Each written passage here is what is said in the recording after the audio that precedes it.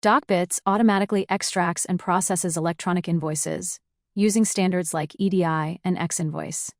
Each standard is customizable through editable mapping files per document type, giving full control over how data is extracted, transformed, and used in workflows. To access eDoc configuration, go to Settings, Document Types, select Document Type, eDoc. Under the eDoc tab, select your format, for example EDI, to view and edit the available mapping files. The structure descriptor file defines how EDI segments and loops are grouped into structured JSON XML, ensuring correct hierarchy and consistent output for all downstream processing.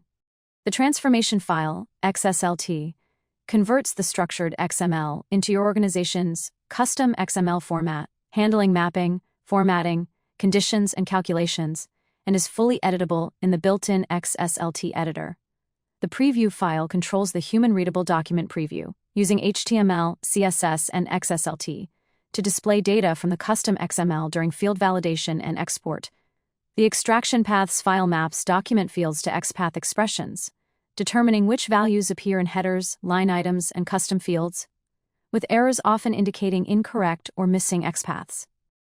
Thanks for watching. Don't forget to subscribe and check out more videos on our YouTube channel.